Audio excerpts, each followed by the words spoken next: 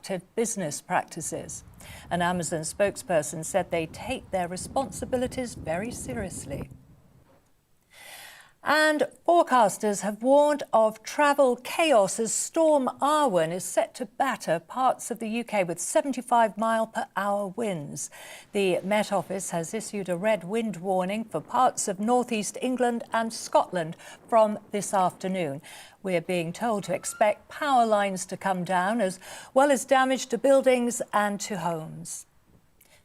That's your news update. I'll be back in half an hour with the latest headlines. Now let's return to Nana Akua.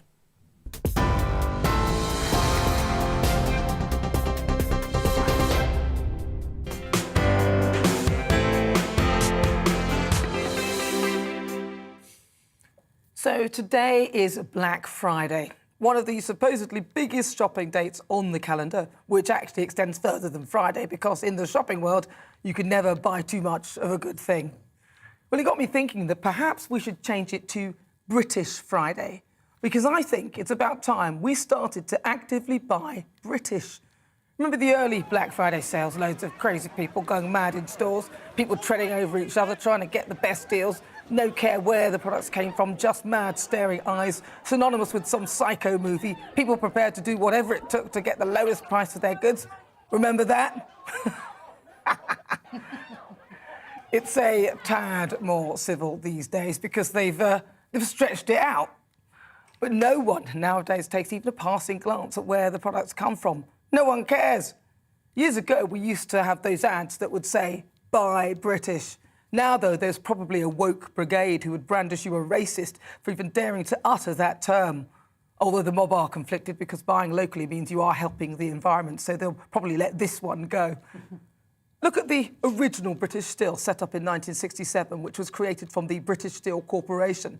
Successive governments nationalised it, then privatised it. Lack of government investment and cheaper products elsewhere saw it collapse in 1999. When I was young, British Steel was a global beacon, acknowledged and appreciated. It was an institution. Communities were built around it.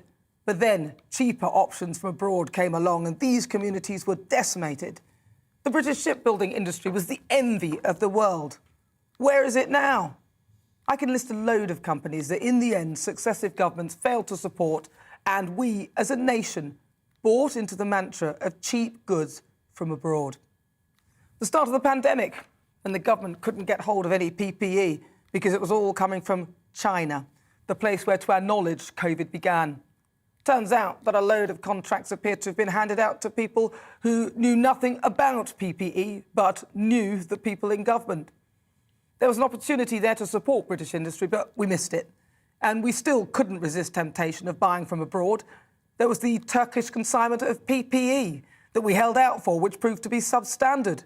We were ill-prepared. Why didn't we have the supplies in this country? Well, one reason: we could buy it from abroad more cheaply. In all these cases, the real cost was higher. The loss of a manufacturing base, the decimation of communities and the damage to the environment, leaving us impotent to meet the requirements internally because ultimately what on the face of it seemed cheaper of buying abroad ended up with an economic and communal impact, which eventually cost us more. So isn't it about time the government made a conscious effort to promote buying British and we, the great British public, actively supported it? Let's not confuse patriotism with xenophobia. It's time to buy British.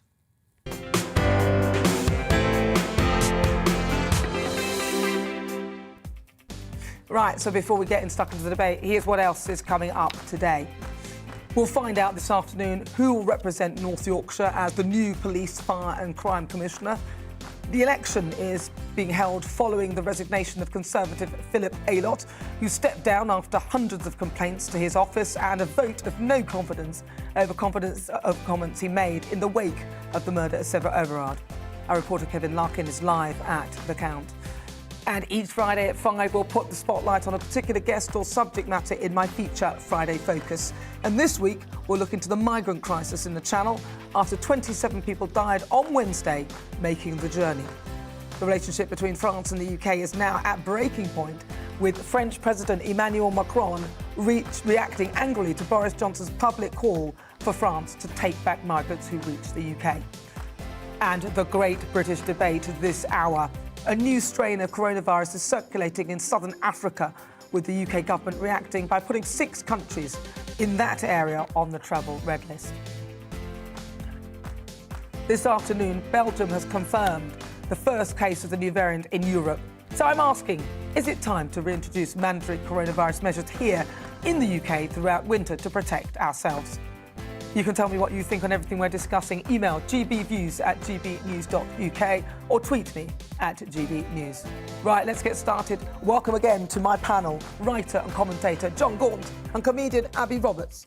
First, I want to discuss the story that we were talking about. I mean, today it's Black Friday, deals are all over the place, countless people probably climbing over each other again, although it's not as bad this time. No, it's not like America. But we don't care. They go crazy We in don't America. care where we buy stuff from. And also, aren't most people buying stuff online? I hate, this is going to surprise you, as a woman, I hate going shopping.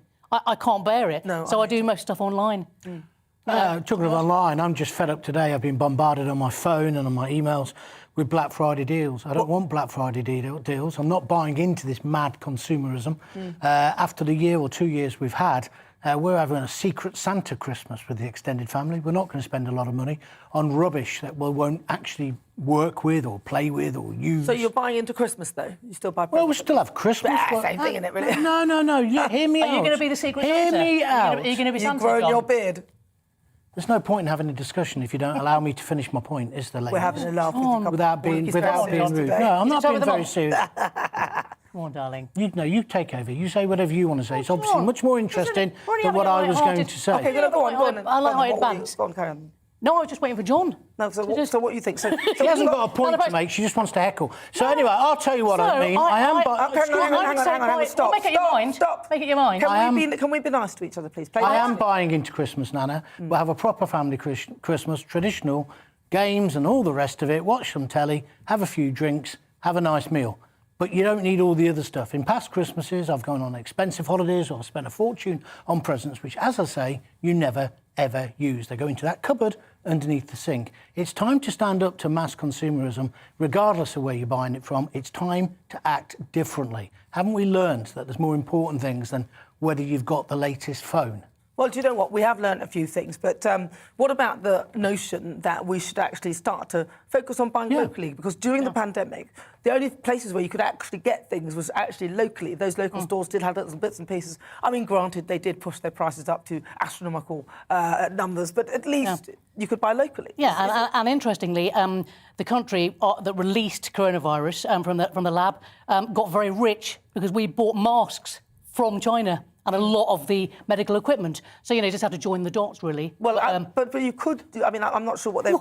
What would you make? I'm not sure. But listen, the point is, yes, they did make a... Well, people got very rich. It did seem to be people got very rich, as did many people who knew people in the Conservative Party who happened to be able to provide something. Well, Stanley Johnson, who actually is very friendly with the Chinese. Well, I mean, look, I don't know about that. But what I'm saying is... I'm going to finish this. What about the fact we weren't prepared? Well, that's more important. That's where I was going. We weren't prepared, and we could have been prepared. And the former Health Secretary, Mr Hunt, has got a lot to answer for. We could have actually... Because he did planning exercises where he never actually then fulfilled what was, apparent that we would need this PPE. Well, and their planning, though, wasn't on I don't think it was on an airborne virus in the way no, that it this wasn't, one was. but it could have been. I think it was just on other things. But they decided not to. And what I'm not trying to defeat him by hindsight, but what I'm saying is a lot of our manufacturers, like people who produce gin, for example, they started to make the hand wash, etc. They switched production to that. But if we'd been more prepared, we could have done it on a bigger scale. But when you say buy British, how do you buy British? What do you know is British? When that campaign you're talking about, there used to be a Union flag I on the that. product. That was lovely. It was lovely, but it was really nice. Starting with Mrs Thatcher, and I'm a big fan of Mrs Thatcher on many levels, we became a service economy, not a manufacturing economy. Yeah. We've got more coal under the ground now than ever, but we don't dig it up. We import it from Australia. Partly to do with the whole sort of environmental impact as well, if we look at things. So what do you think with regard to this idea and this notion that buying British, we could help to support British industries and stop being so lackadaisical and being addicted to buying cheap things from abroad? Yeah, no, I like that idea. It's going to take a while, though, to get people back to get people used to the idea of buying British. But I think, why not? Give it a go. I mean, we're going to need all the help we can get, frankly, in the next 10 years, because the economy is going to do a nosedive. We've got the biggest... Well, we've got inflation. People have got no idea what's coming. The inflation levels are going to go through the roof. People can't afford to buy houses. There's going to be, cash. It's going to be a cashless society. So basically, nobody will be able to use cash anymore. But I don't think that's such a bad thing. What's wrong with not? I don't want to use cash. I'm sick of it. I'm all for being independent. I'm all for being independently, not to do with the World Economic Forum, any of the globalists. I would love Britain to be free to use either cash or your card or not have digital ID. That's what we need to be talking about, is the freedom to exist, not within a massive matrix. We need to put more support into our entrepreneurs, our great chefs coming out of catering colleges. We've got loads of empty shops now in every street, in every high street in Britain. Let's have peppercorn rents in there. Let's get small businesses started. Let's give that encouragement. It is happening, by the way. I don't have such a pessimistic view of the future for this great country. Post-Brexit, this country is going to be great. You're wrong about inflation. I'm really not wrong about inflation. Employment is at its highest level. Well, you said there are she's plenty wrong, of so I'll jobs. give her the right to reply. He said that you're What wrong. are you basing Well, that inflation. Well, just figures. I mean, people that I speak to. What people figures? I speak to in People you investment. speak to, anecdotally, or figures? No, just clarify for me. Inflation is going through the roof. It's going to be hyperinflation. You reckon? Yes. I not just reckon, it will be. So can everyone who's watching this, we'll record mark my words. So inflation is going to basically go through the roof. Nostradamus is in the room. Inflation is basically prices rising with wages lagging behind. So if anybody who's sort of wondering what that means... Look at petrol. Look at the price of diesel. But there's no reason for petrol needs to come down. There's no reason for that to be there. The government could do that. Food prices have gone up. What we need... The cost of living will go so high up, we're going to be in real trouble. We're going to be in real trouble. So I think it's quite pessimistic. I don't agree with you. No, I think you're pessimistic, because I agree with you, Nana. We're coming out of Brexit. There have been some difficulties with Brexit. Even if we're Brexiteers... I'm not blaming Brexit, by the way. I haven't finished I'm not blaming Brexit. I didn't say you were. But the point is, there has been a difficulty with Brexit. We all know that. We have to admit that, even if we're Brexiteers. But we knew there would be some Yes, we did. We knew there'd be storms. We knew that. So now we just need to build for the future. We need to be... That's why your idea, which is a little bit crazy, because I don't think it's crazy. Well, let me finish. I could no, take because you've just said my idea is crazy, so I'm going to stop you there. No, my idea is part of a sentence. Idea. Your idea is crazy because there isn't a great deal of manufacturing in the country anymore. So it will, as Abby said, it will take time. Yeah. But there has to be a commitment. Well, that's what I'm saying. I'm saying that we need. And so I think your idea is right. And I think that's where we need to be going with things, instead of there being some strange thing where you're then accused of being a xenophobe because you dare, or a racist for saying buy British. Buy British, I agree. Right, but so still to come after the break. It's time for the Great British Debate. No, that wasn't it. That's coming up next. Oh, Christ. New variant of concern in Southern Africa, and 6 countries added to the travel red list. Is it time for the UK to take precautions and reintroduce mandatory coronavirus restrictions this winter? Send us an email, gbviews@gbnews.uk. Tell us what you think. You can also tweet me at GBNews. There's a poll up right now asking, is it time to reintroduce mandatory COVID measures? And that's things like masking up, staying at home instead of going to work, or working from home, actually, not literally staying at home doing nothing. Cast your vote now, but first, it's the weather. It's time to remind ourselves there's always another winter. Canary Islands sponsors the weather. Hello, Storm Arwen has arrived, and it's prompted a rare Met Office red weather warning. The strongest winds likely across the eastern coastal strip of Scotland and northeast England. The storm itself is heading south through the North Sea, but it's as these isobars really pinch together through the late afternoon and into this evening that we're going to see those strong, damaging winds. But everywhere across the UK we'll see those winds picking up, and there are multiple warnings in place. That red warning, though, first of all, particularly severe across the eastern coastal strip of Scotland and northeast England. Gusts of 90 miles an hour likely to cause damage, very dangerous waves. 2 amber warnings in place as well, a widespread yellow warning, and there are also a few snow warnings down the spine of the country. That's an extra hazard. See the Met Office website for details of all those warnings. Let's run through the weather then, because we will see wet weather across the northeast, as well as those potentially damaging gusts of wind sinking southwards, and this mixture of rain, sleet and snow mostly over the hills, but pushing south across England during the early hours, turning a bit drier across the west, and it's going to be a cold night, particularly if you're out in that wind, which will strengthen further. The warnings remain in place into tomorrow, and there's the likelihood of further wintry showers coming in across eastern parts of England, turning more to rain as the day goes on, but still bitterly cold. The winds only slowly easing, still the potential for some disruption during Saturday. And look at the temperatures. 3 to 5 degrees, add on that wind, well, it will feel sub-zero in places. It's going to get sub-zero pretty quickly on Saturday evening under largely clear skies as the winds continue to ease. Still some wintry showers across parts of eastern England. Could be a covering of snow in places. They steadily fade during Sunday, but it will be a very cold start. Canary Islands sponsors the weather. Join me, Mark White, here on GB News. For more than 2 decades, I've been at the sharp end of reporting crime and security at home and abroad. From the scourge of terrorism to the fight against violent crime and the deepening small boats crisis in the Channel, they're issues you rightly care about, and so do I. As GB News Home and Security Editor, my focus will be on the stories that matter to you. You're watching GB News live across the UK and the world on our digital stream. GB News is Britain's news channel. We are the UK's home of discussion and debate from all perspectives. We are here for you. Don't forget to join our YouTube community by clicking on that subscribe button. And if you want the GB News app, you can click and catch up on programmes anytime. We love to hear from you, so email us. gbviews@gbnews.uk. Thanks for being part of the GB News family. My name is Andrew Doyle. Join me every Sunday evening at 7 p.m. for Free Speech Nation. This is a show where we address current affairs and news stories of the week with the help of 2 wonderful comedian panellists. I brought in comics because I want to give it a lighter edge, and also they work for less. See you there.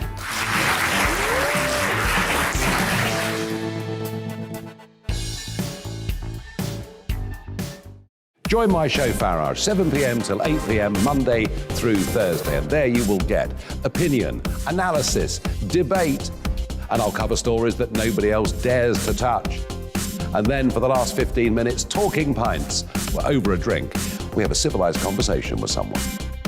We very often disagree, but we do it in a grown-up way. Come and join me on Farage.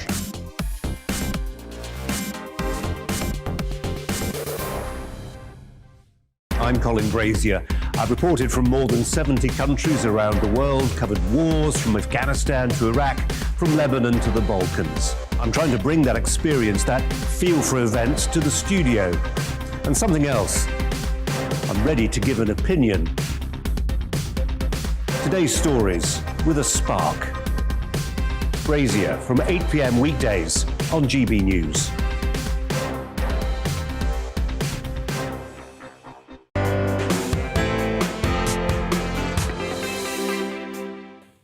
So, good afternoon. It's time for our great British debate this hour. I'm asking, is it time to reintroduce mandatory COVID measures here in the UK? Now, Britain is bringing in travel restrictions for 6 African countries after the new strain of coronavirus has been detected. It's amazing how quickly they decided to close the borders. When it was somewhere else, they were hanging about for a couple of days, 7 days here, and waiting for it actually to arrive, which seemed a bit odd, even though we know what we know now. Now, experts are calling it the worst one they've seen so far, which I find quite worrying, because that doesn't really say much, but is it worse in terms of transmission? Is it worse in terms of the symptoms that it will give you? What do they mean by that? This afternoon, Belgium has also confirmed the first case of the new COVID-19 variant in Europe. The Health Secretary Sajid Javid addressed ministers today, explaining why this specific variant is a concern. Over the past 48 hours, a small number of cases of a new variant have been detected on our international genomic database. I want to reassure this House that there are no detected cases of this variant in the UK at this time. But this new variant is of huge international concern. although I must stress that this is a fast-moving situation and there remains a high degree of uncertainty. So, Madam Deputy Speaker, even as we continue to learn more about this new variant, one of the lessons of this pandemic has been that we must move quickly and at the earliest possible moment. The UK remains in a strong position. We've made tremendous gains as a result of the decisions that we took over the summer and the initial success of our booster programme. But we're heading into winter, and our booster programme is still ongoing, so we must act with caution. So we're taking the following steps. Yesterday, I announced that from midday today, we're placing 6 countries in Southern Africa on the travel red list. These countries are South Africa, Botswana, Lesotho, Eswatini, Namibia, and Zimbabwe. But this variant is a reminder for all of us that this pandemic is far from over. We must continue to act with caution and do all we can to keep this virus at bay, including, once you are eligible, getting your booster shot. So I'm joined by Emeritus microbiologist at the University of Aberdeen, Professor Hugh Pennington. Hugh, welcome to the programme. Now tell us about this new variant and why there's still a load of things that we don't appear to know about it. Well, what we do know is we know its genome sequence, and we know that it's got lots of mutations in the spike protein, which is very important in terms of basically our immune response, because the vaccines, most of the vaccines we have are made against the spike protein. And if we make an immune response against that, well, that stops the virus really in its tracks, up to a point, not always, but nearly always. And there are also other mutations in other parts of the virus. And so we know that, and that's been established by doing gene sequencing. But that doesn't necessarily mean that the virus is, say, going to be absolutely, definitely more transmissible than the Delta variant, which, you know, is the one that's basically taken over the world, and which we got quite early from the Indian subcontinent. We don't know that yet. And an important question to ask and get an answer to quickly is, it is more transmissible than Delta, how much more? Now, that is not going to be a terribly easy project to do. It takes a bit of time. You have to really study people who've had the variant and see what happens, and or look at people also who've had some immunity and see whether the virus can escape that too, because that's in some ways more important than the transmissibility. If the virus can escape the immune response that people have made because they've had the vaccine, even if they've had 3 jabs, and also people who've had the virus as well, which gives quite strong immunity. If the virus is better at getting round that immunity than, say, the Delta variant, well, you know, that would be a cause for concern too, because that would obviously mean that more people would probably be admitted to hospital with the virus than otherwise. There's no evidence that it would be nastier in the sense of causing more serious infections.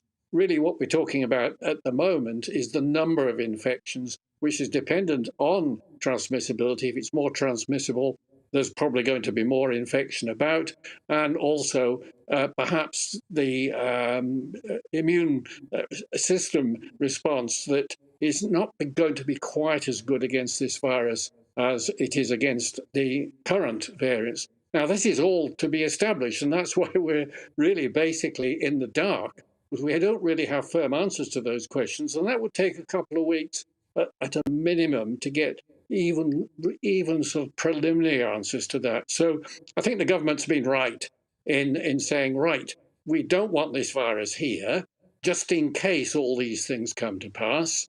And basically, they're doing their best to stop it coming here.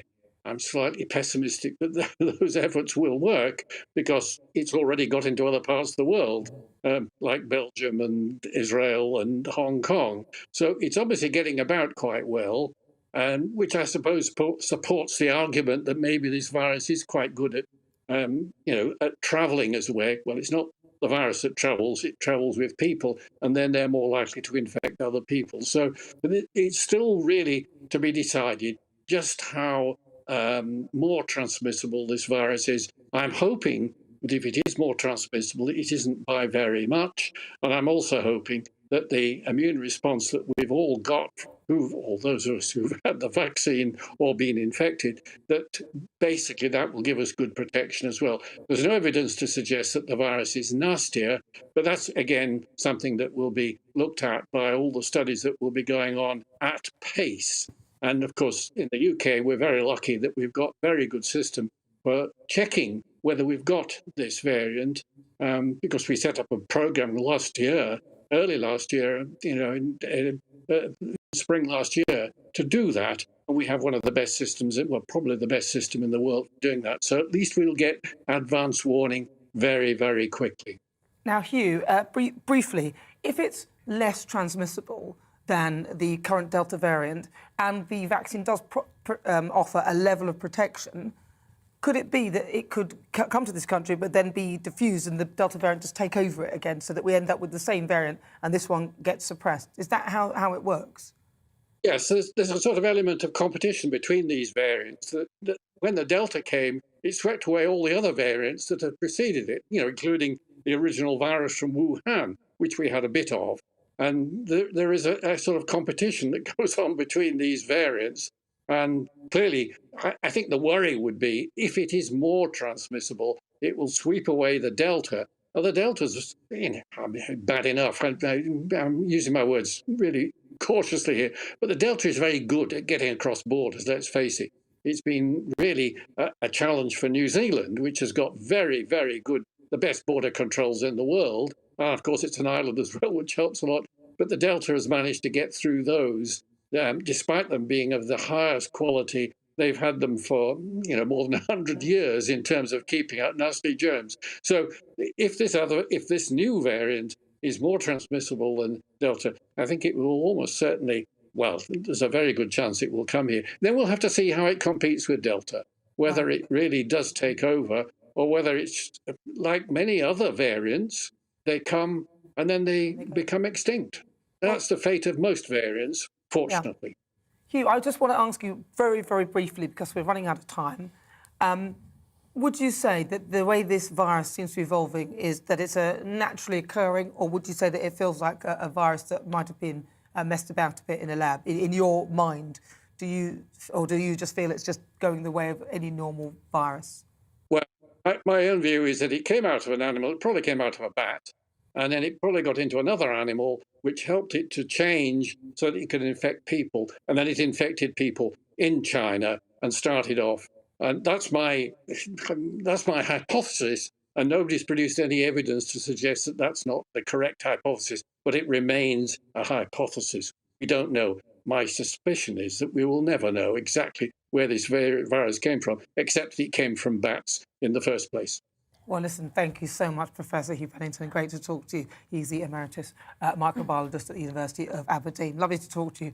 Right, so still to come, we'll be continuing our Great British Debate. I'll be asking my panel, is it time to reintroduce mandatory COVID measures? It'll be about time for your say as well. You'll be getting in touch by the usual way. But first, let's get your latest news headlines.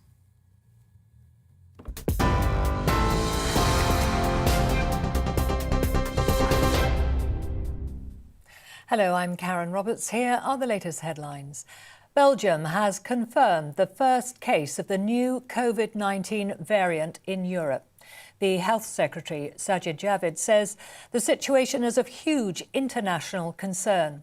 The UK is imposing strict travel restrictions on 6 African nations following the discovery, with officials saying it's the worst seen so far. No cases of the variant have so far been found in Britain.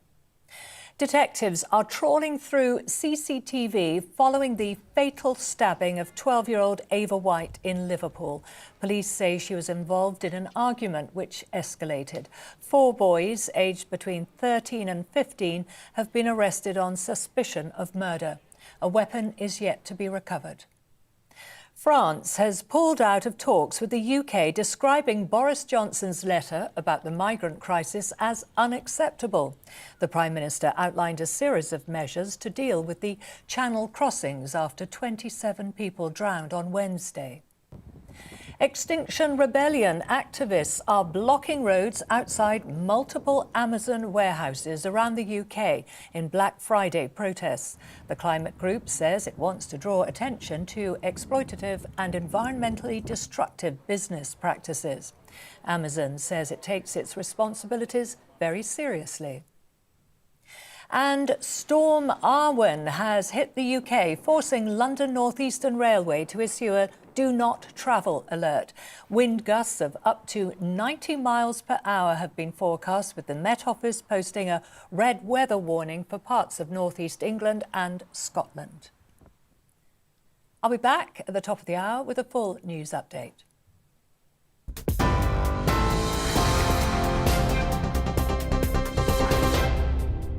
You're watching GB News live across the UK and the world on our digital stream. GB News is Britain's news channel. We are the UK's home of discussion and debate from all perspectives. We are here for you. Don't forget to join our YouTube community by clicking on that subscribe button.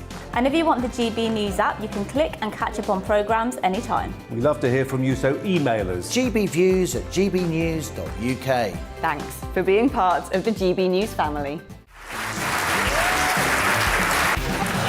My name is Andrew Doyle. Join me every Sunday evening at 7 p.m. for Free Speech Nation. This is a show where we address current affairs and news stories of the week with the help of two wonderful comedian panellists. I brought in comics because I want to give it a lighter edge, and also they work for less. See you there.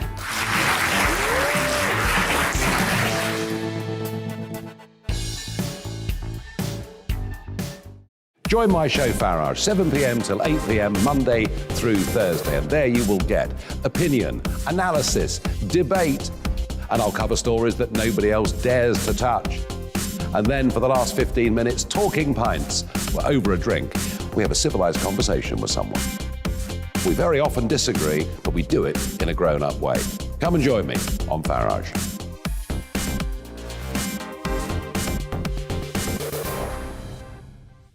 I'm Colin Brazier.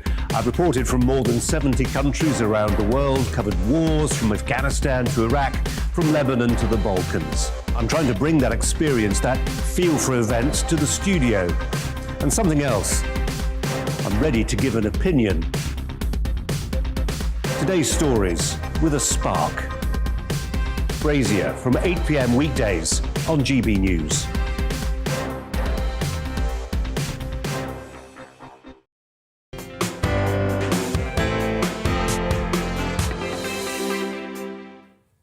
If you've just tuned in, where have you been? You've missed fireworks. Right, it's back to our great British debate this hour. I'm asking, is it time to reintroduce mandatory COVID measures?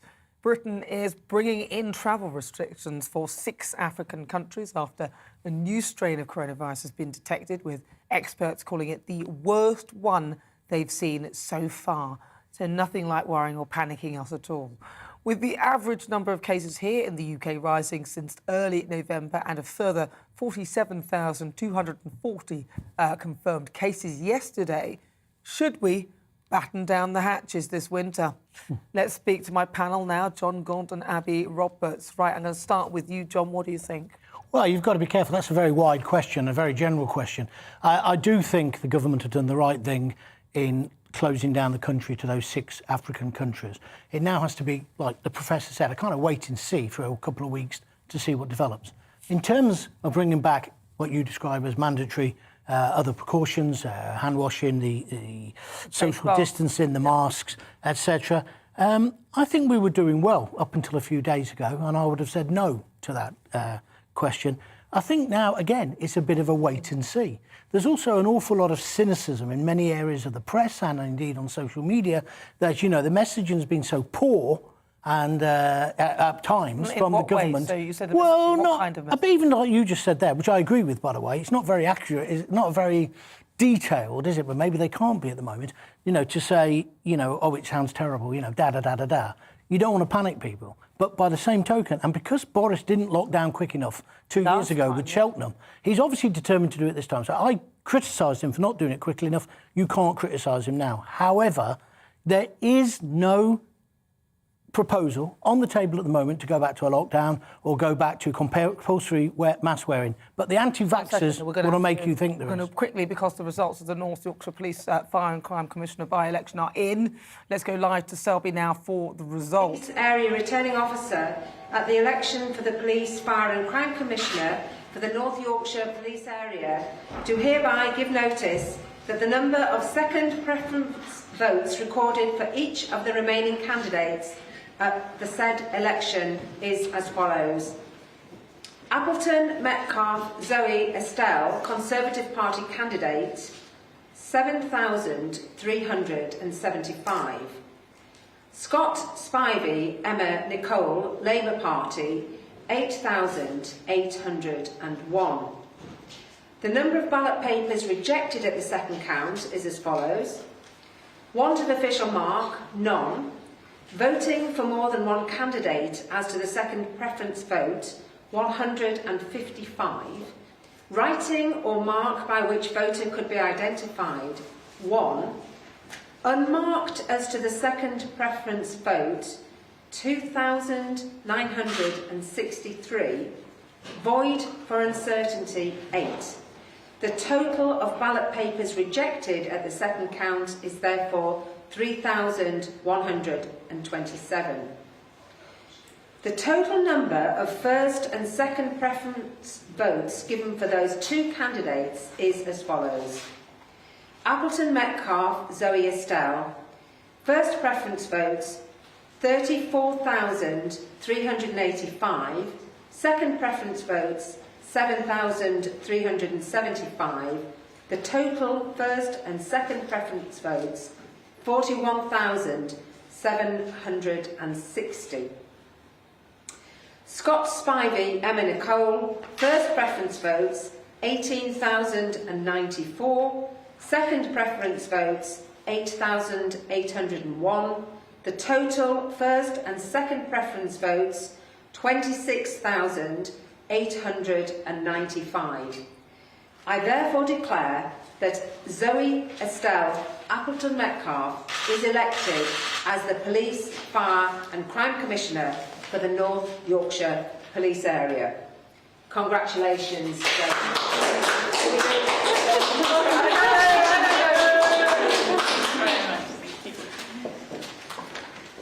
Wow, well, let's get more from our reporter, Kevin Larkin.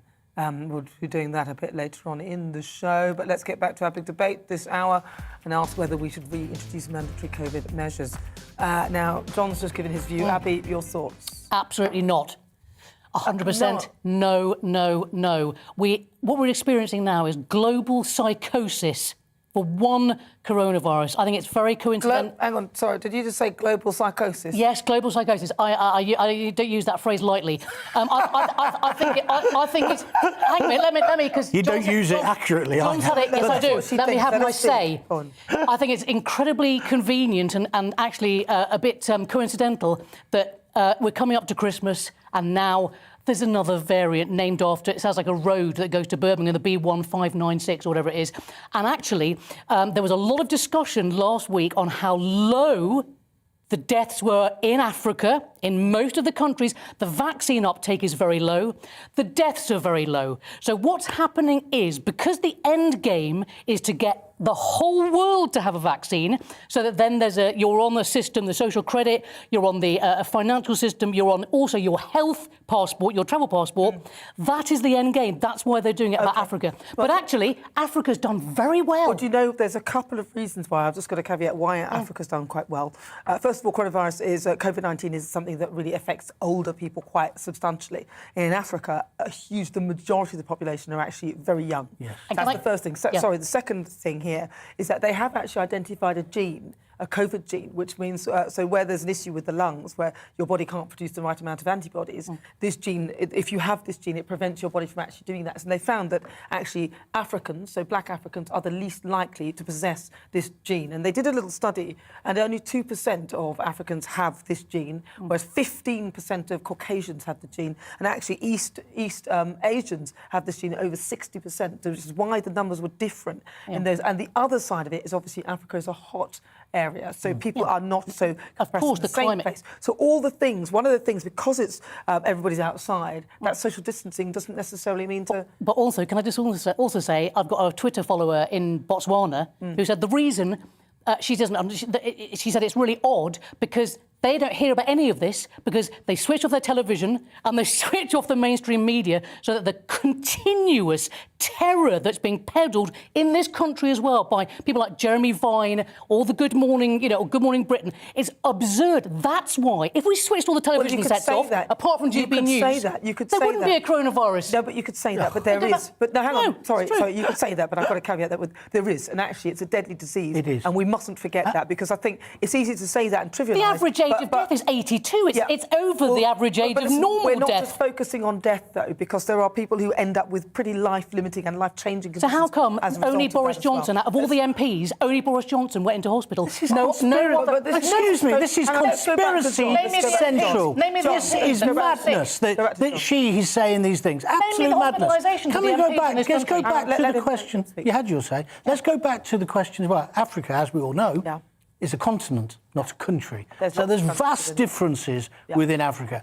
The countries within Africa, I said. So in South Africa, for example, in certain areas, there is massive COVID infection. Soweto, for example, is one of the examples they put forward. I think you make a really good point about the gene, etc., etc. But to somehow, Abby, to come on to national radio, TV, and say what you've... Just say what you've just said. You think it's some great big conspiracy.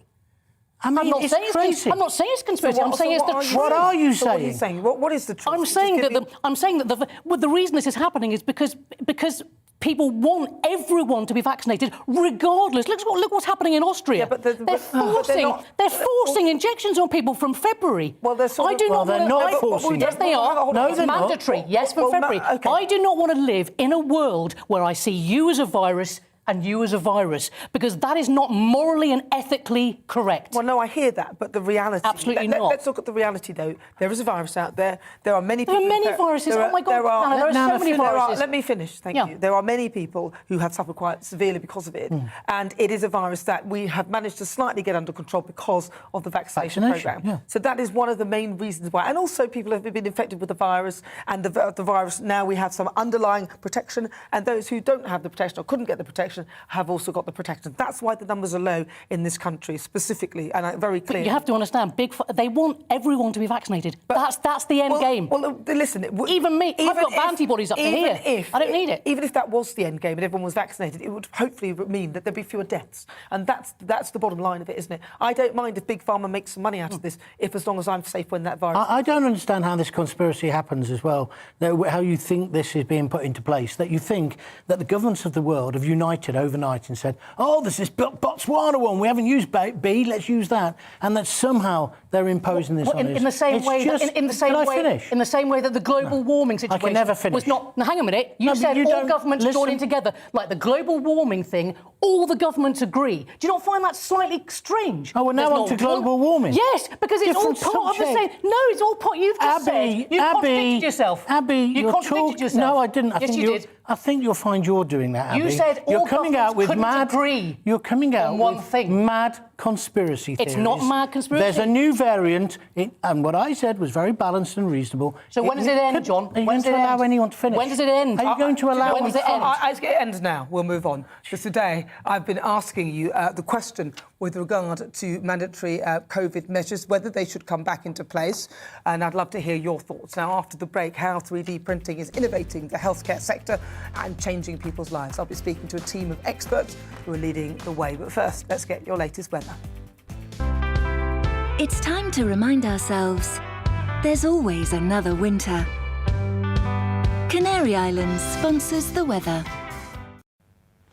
Hello, Storm Arwen has arrived and it's prompted a rare Met Office red weather warning. The strongest winds likely across the eastern coastal strip of Scotland and northeast England. The storm itself is heading south through the North Sea, but it's as these isobars really pinch together through the late afternoon and into this evening that we're going to see those strong, damaging winds. But everywhere across the UK we'll see those winds picking up, and there are multiple warnings in place. That red warning, though, first of all, particularly severe across the eastern coastal strip of Scotland and northeast England. Gusts of 90 miles an hour likely to cause damage, very dangerous waves. 2 amber warnings in place as well, a widespread yellow warning, and there are also a few snow warnings down the spine of the country. That's an extra hazard. See the Met Office website for details of all those warnings. Let's run through the weather then, because we will see wet weather across the northeast, as well as those potentially damaging gusts of wind sinking southwards, and this mixture of rain, sleet and snow mostly over the hills, but pushing south across England during the early hours, turning a bit drier across the west, and it's going to be a cold night, particularly if you're out in that wind, which will strengthen further. The warnings remain in place into tomorrow, and there's the likelihood of further wintry showers coming in across eastern parts of England, turning more to rain as the day goes on, but still bitterly cold. The winds only slowly easing, still the potential for some disruption during Saturday. And look at the temperatures. 3 to 5 degrees, add on that wind, well, it will feel sub-zero in places. It's going to get sub-zero pretty quickly on Saturday evening under largely clear skies as the winds continue to ease. Still some wintry showers across parts of eastern England. Could be a covering of snow in places. They steadily fade during Sunday, but it will be a very cold start. Canary Islands sponsors the weather. My name is Andrew Doyle. Join me every Sunday evening at 7 p.m. for Free Speech Nation. This is a show where we address current affairs and news stories of the week with the help of 2 wonderful comedian panellists. I brought in comics because I want to give it a lighter edge, and also they work for less. See you there.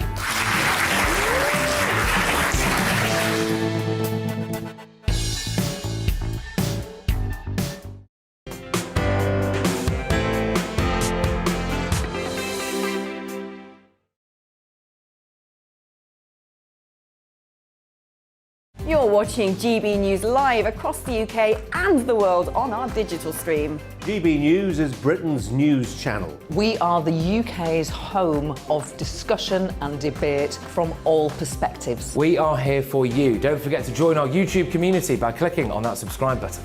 And if you want the GB News app, you can click and catch up on programmes anytime. We love to hear from you, so email us. gbviews@gbnews.uk. Thanks for being part of the GB News family.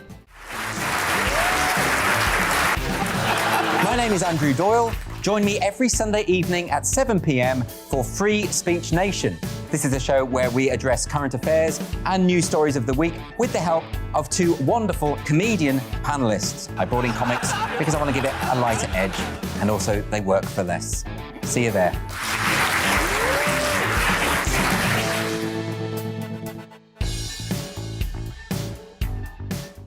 Join my show Farage, 7 p.m. till 8 p.m. Monday through Thursday, and there you will get opinion, analysis, debate, and I'll cover stories that nobody else dares to touch. And then for the last 15 minutes, talking pints. We're over a drink. We have a civilised conversation with someone. We very often disagree, but we do it in a grown-up way. Come and join me on Farage.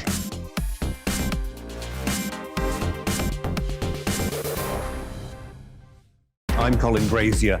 I've reported from more than 70 countries around the world, covered wars from Afghanistan to Iraq, from Lebanon to the Balkans. I'm trying to bring that experience, that feel for events, to the studio.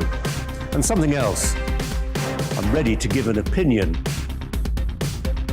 Today's stories with a spark. Brazier from 8 p.m. weekdays on GB News.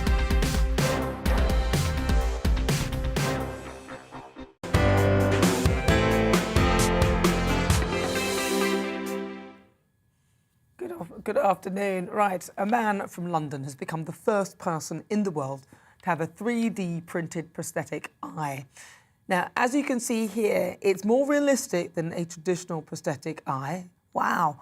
3D printing companies say this is just the beginning when it comes to the technology being used in medicine. Now I'm joined by Andy Langford, the president of Europe, Middle East and Africa at the 3D printing company Stratasys. Have I said that right? Stratasys, but it was good. Oh, thank you. So talk to me about this 3D printing then. How does it actually work?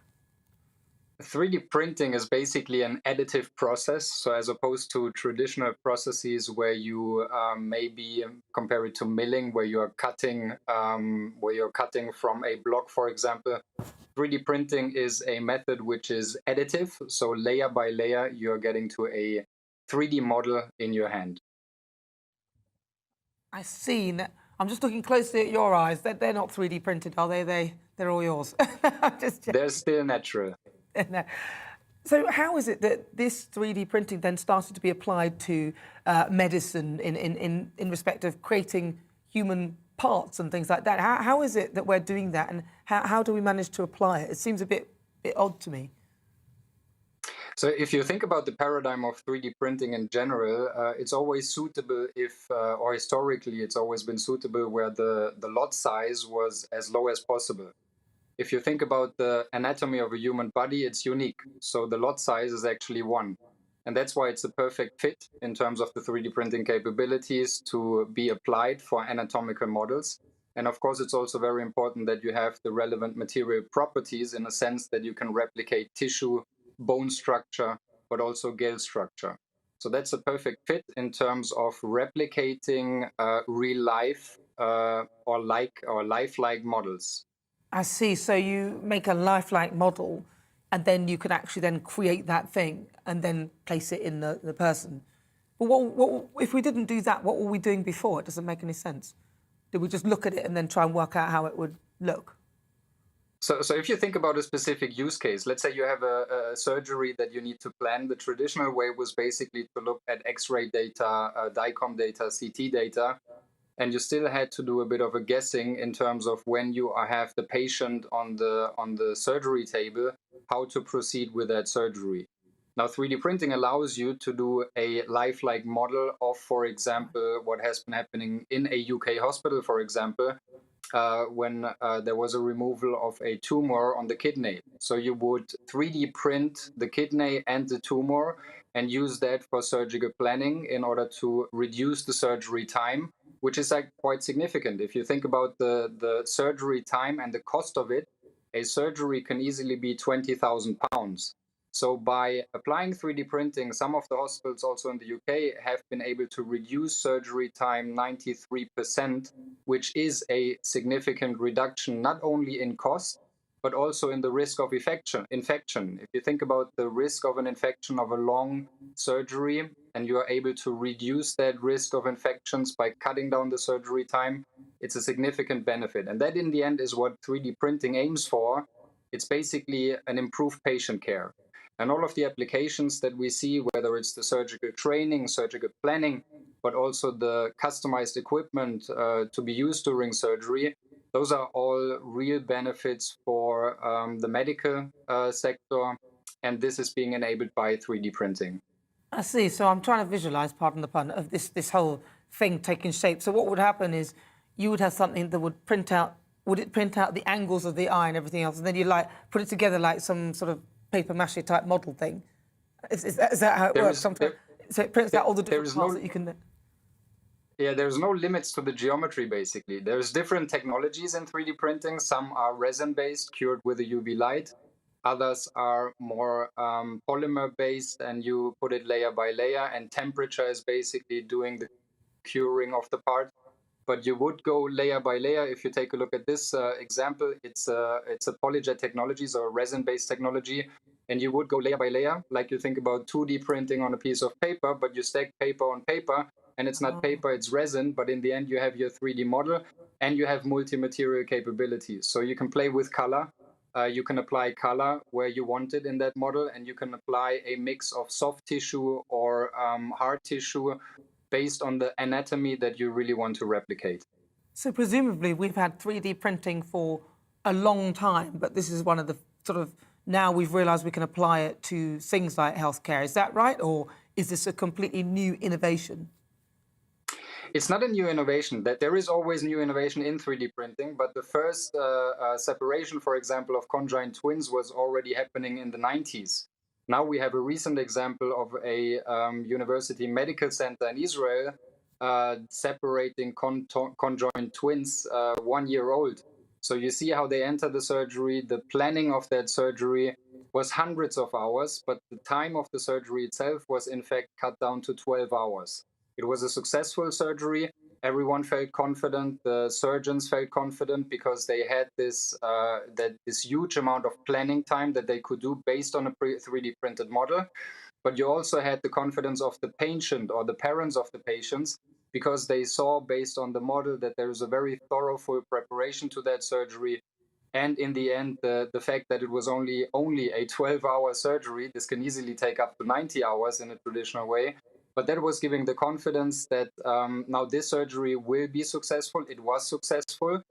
And this has been around for long. The innovation is more happening about the materials that can be used. So I was mentioning digital anatomy. The anatomy that we can replicate with tissue, gel, and bone matrix is something that is really unique. And also the full color capabilities that 3D printing has today is providing additional value and opening additional applications, as you could see with eye or with organs or whatever you require in terms of anatomy for surgical planning or training. Wow. Wow. Amazing. Amazing. Well, listen, Andy, thank you very much for explaining all that. That's Andy Langford. He's the president at Stratasys. I think I got it right. Thank you so much. Thank you so much. Right, so you're watching me, Nana Akua, on GB News. More to come in the next hour.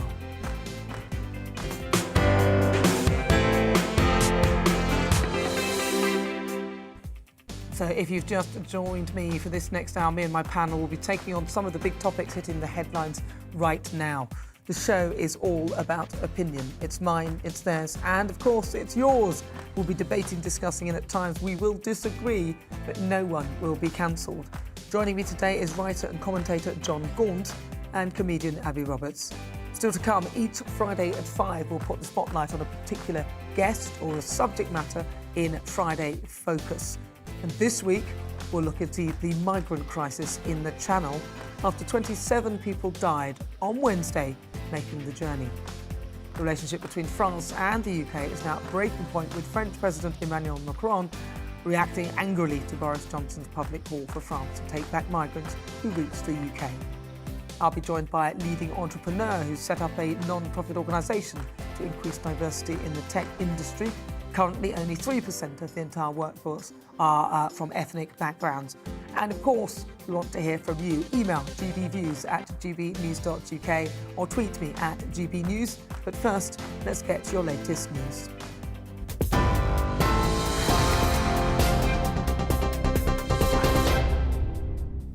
Hello, I'm Karen Roberts. This is your news at 5 o'clock. Belgium has confirmed the first case of the new COVID-19 variant in Europe. The Health Secretary, Sajid Javid, says the situation is of huge international concern.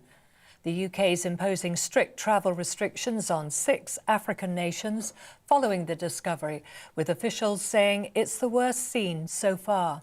The World Health Organization has also held an emergency meeting. No cases of the variant have so far been found in Britain. We are concerned that this new variant may pose substantial risk to public health. The variant has an unusually large number of mutations. Yesterday, the UK Health Security Agency classified B11529 as a new variant under investigation, and the Variant Technical Group has designated it as a variant under investigation with very high priority. The European Commission is also taking action to try to prevent the spread of the variant. The European Commission has today proposed to Member States to activate the emergency brake on travel from countries in southern Africa and other countries affected to limit the spread of the new variant. All air travel to these countries should be suspended. They should be suspended until we have a clear understanding about the danger posed by this new variant. And travellers returning from this region should respect strict quarantine rules. Police are trawling through CCTV material following the fatal stabbing of a 12-year-old girl in Liverpool. Our reporter Bradley Harris is in the city centre. Brad, what more do we know?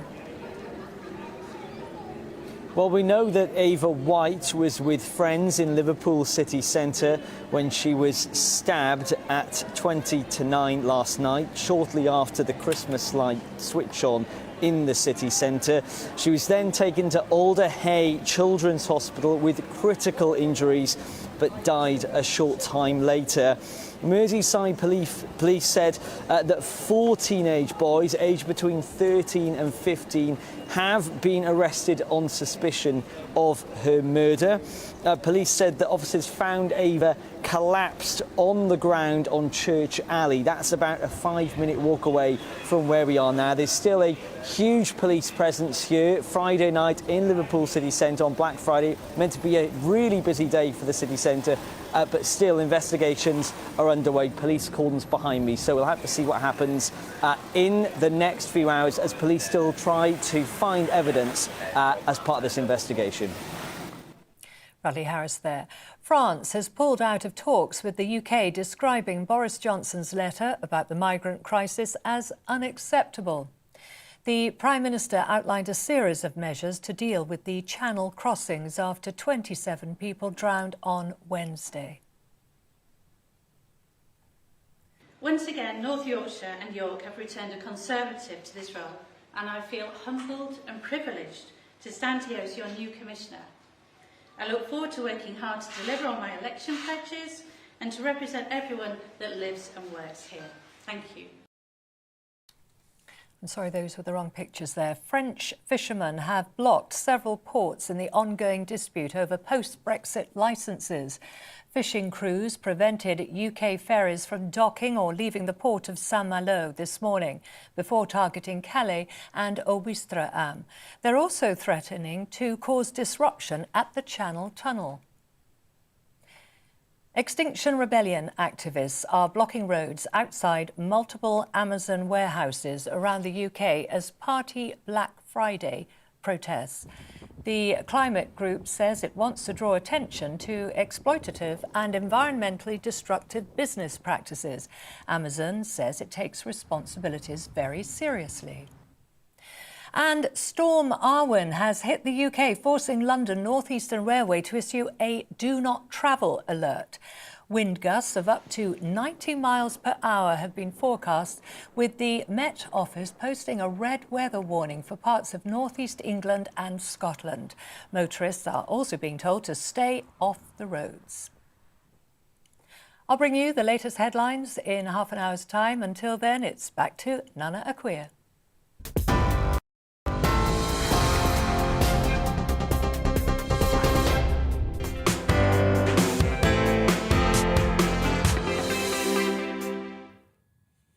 Right, so this week, Friday Focus is all about the current migrant crisis in the Channel. On Wednesday, 27 migrants died taking the journey from France to the UK. The relationship between the UK and France is also at breaking point at a time where arguably it's more important than ever for us to work together. And this morning, Priti Patel was disinvited from high-level discussions with the French this weekend, aimed at providing solutions to the migrant crisis. Now, this follows the Prime Minister's letter to Emmanuel Macron last night, one that suggested France should agree to take back those who made the trip and joint Anglo-French patrols of beaches.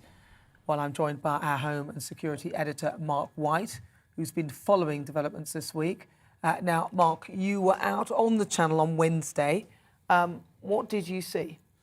Well, we were out, we had really an idea that it was going to be a day of significant migrant activity because we'd had a few days of really bad weather where none of these small boats could get off the French beaches and make it across to the UK. So effectively they're piling up, ready to go. And the second they had a day that was kind of half sort of clear and the waves weren't too high, then they could make it across, and that's indeed what happened. And at first light we saw the first of the boats coming across. We actually came across a 9-metre long inflatable boat with 22 people on board, most of them men, a couple of women and one child. Were they wearing life jackets? They were wearing life jackets, but they'd obviously been out on the sea some time. They were frozen.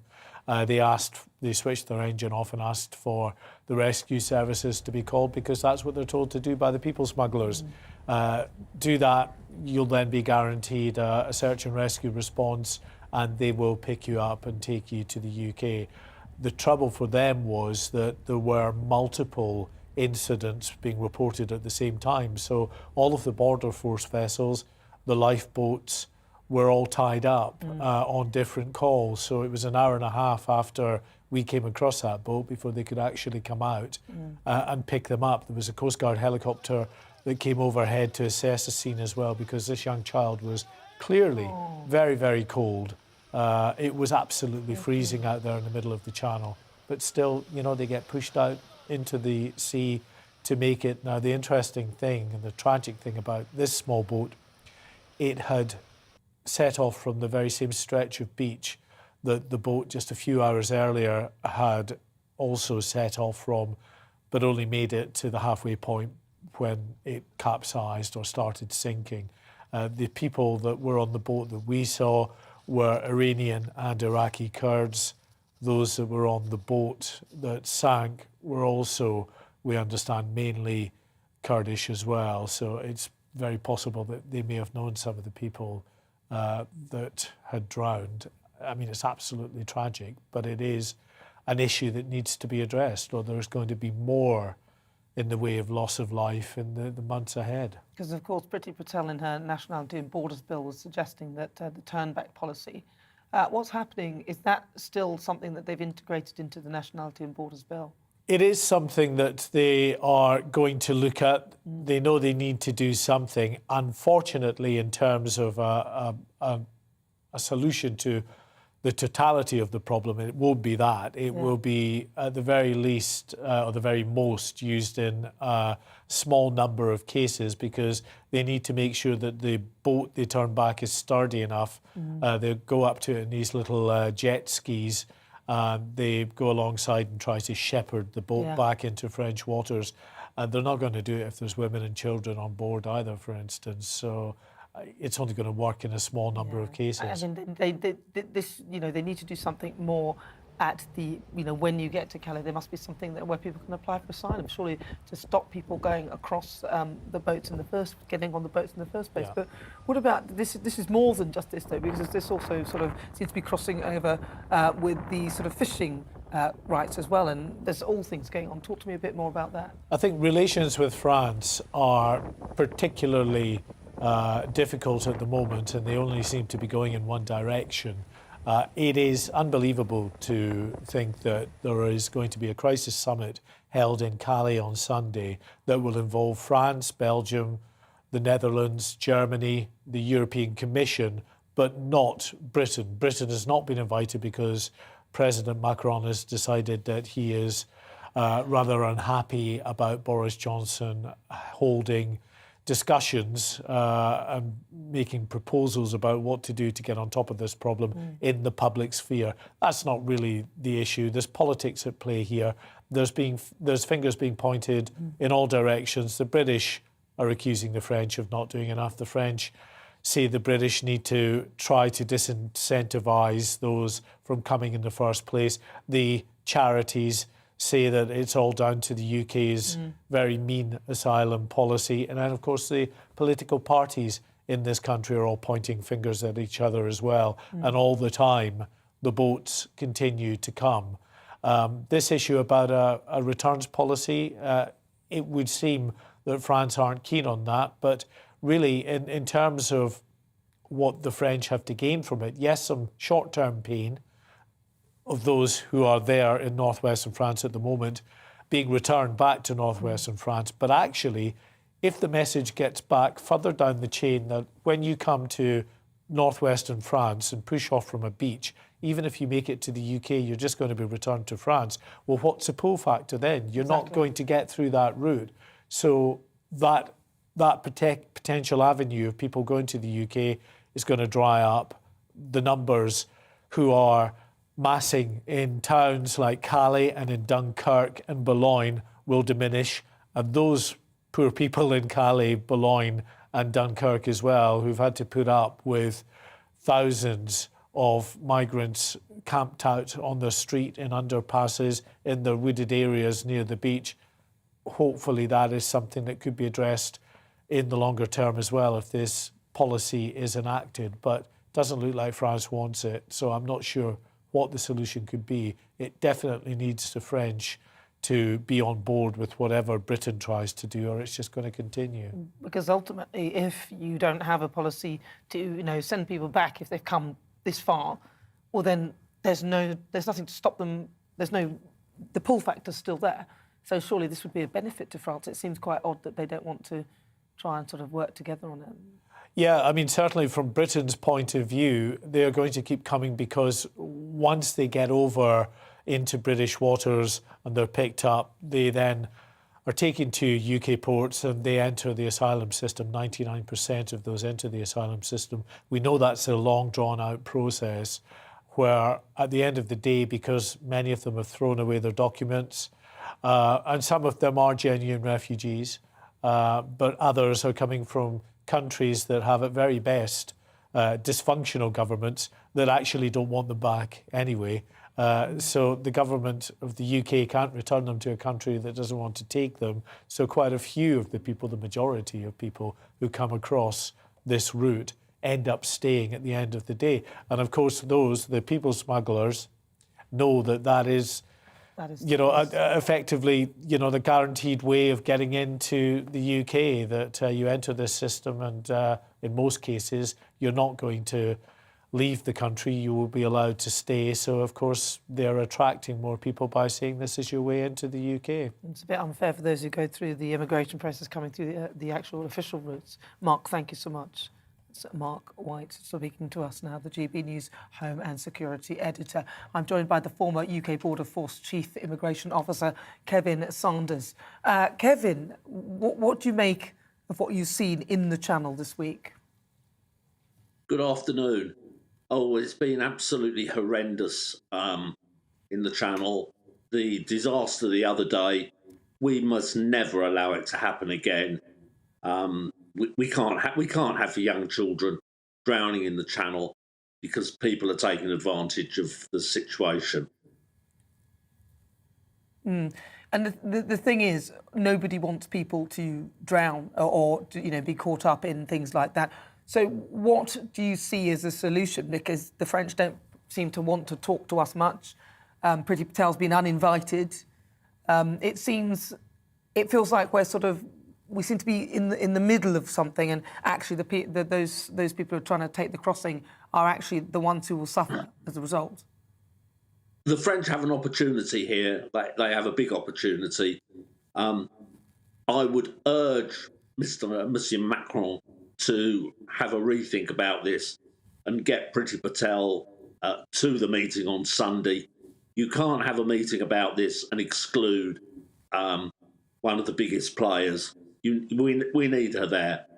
I know that the French are unhappy about some of the things that the Prime Minister has suggested, but if there is another disaster in the Channel, what are they going to say then?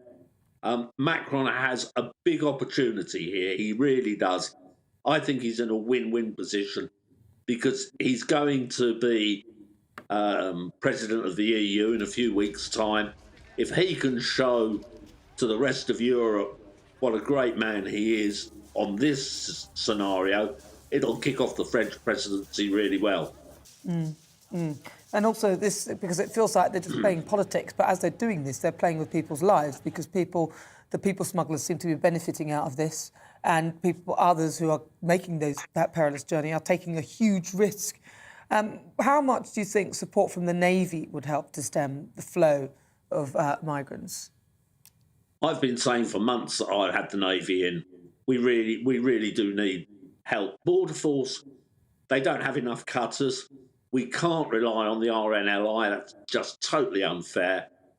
We've got a navy. The navy have got some very good vessels that they could use for this sort of thing. We don't need an aircraft carrier sitting in the middle of the channel. But some of their patrol boats are very good, and that would help immensely. And on the other hand, the French have as well. The Gendarmerie Maritime is very well equipped. They've got some really good kit. If they would get out on the channel as well, that would be halfway to solving the problem. It seems there doesn't feel like there's an appetite from France, though, to actually work with us to solve the situation. If you could create the perfect way of solving it, you're a sort of ex-border force, you know how the land lies. How would you, if you were to decide on how it would go, what would you do? Well, what you've got to do is you've got to break the circle with the people smugglers. You've got to put them out of business. So you've got to make it unattractive for them to get people into France.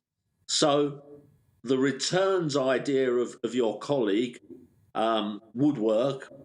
Whether the French would accept it or not, I don't know. Or alternatively, some sort of centralised processing place that all European migrants are sent to, and where they're going is worked out from there. Well, you should be doing it, really. I think you should be sorting it out for them. Thank you so much, Kevin. Good to talk to you. That's Kevin Saunders. He's a former Chief Immigration Officer for the UK Border Force. Right, so after the break, we'll continue our extended Friday Focus this afternoon. I'm asking, what should the UK government be doing to tackle the migrant crisis? You've heard what the experts think, and now it's time for your view and the thoughts of my panel. First, though, let's get your latest weather. It's time to remind ourselves there's always another winter. Canary Islands sponsors the weather. Hello, Storm Arwen has arrived and it's prompted a rare Met Office red weather warning. The strongest winds likely across the eastern coastal strip of Scotland and northeast England. The storm itself is heading south through the North Sea, but it's as these isobars really pinch together through the late afternoon and into this evening that we're going to see those strong, damaging winds. But everywhere across the UK we'll see those winds picking up, and there are multiple warnings in place. That red warning, though, first of all, particularly severe across the eastern coastal strip of Scotland and northeast England. Gusts of 90 miles an hour likely to cause damage, very dangerous waves. 2 amber warnings in place as well, a widespread yellow warning, and there are also a few snow warnings down the spine of the country. That's an extra hazard. See the Met Office website for details of all those warnings. Let's run through the weather then, because we will see wet weather across the northeast, as well as those potentially damaging gusts of wind sinking southwards, and this mixture of rain, sleet and snow mostly over the hills, but pushing south across England during the early hours, turning a bit drier across the west, and it's going to be a cold night, particularly if you're out in that wind, which will strengthen further. The warnings remain in place into tomorrow, and there's the likelihood of further wintry showers coming in across eastern parts of England, turning more to rain as the day goes on, but still bitterly cold. The winds only slowly easing. Still the potential for some disruption during Saturday. And look at the temperatures. 3 to 5 degrees. Add on that wind, well, it will feel sub-zero in places. It's going to get sub-zero pretty quickly on Saturday evening under largely clear skies as the winds continue to ease. Still some wintry showers across parts of eastern England. Could be a covering of snow in places. They steadily fade during Sunday, but it will be a very cold start. Canary Islands sponsors the weather. Join us for Political Correction. We're here every Sunday to correct politics and put you, the people, back in charge. We talk about all areas of the United Kingdom, including Northern Ireland. Our debate goes way beyond the Westminster Village. It's about the real country. It's about your opinion. So please, we want you to tell us what you think. This is Political Correction. Every Sunday morning from 10 a.m. here on GB News.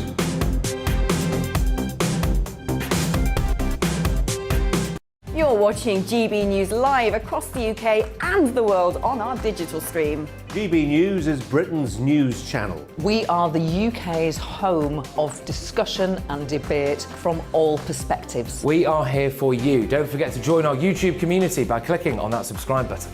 And if you want the GB News app, you can click and catch up on programmes anytime. We love to hear from you, so email us. gbviews@gbnews.uk. Thanks for being part of the GB News family. My name is Andrew Doyle. Join me every Sunday evening at 7 p.m. for Free Speech Nation. This is a show where we address current affairs and news stories of the week with the help of two wonderful comedian panellists. I brought in comics because I want to give it a lighter edge, and also they work for less. See you there.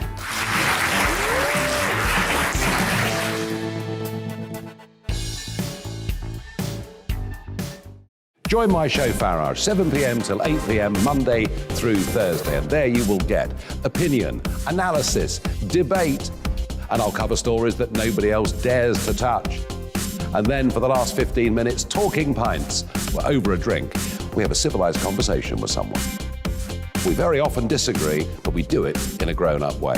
Come and join me on Farage.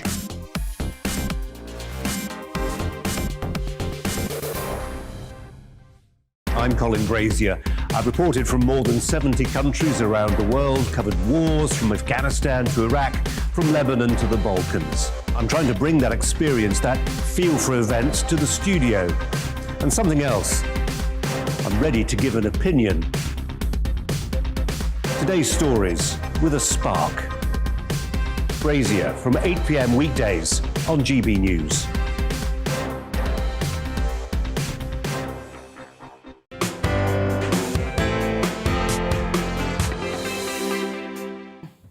Good afternoon. Right, so we're talking about the migrant crisis in the Channel. 27 people died on Wednesday, making the journey to the UK, and now the relationship between France and the UK is at breaking point.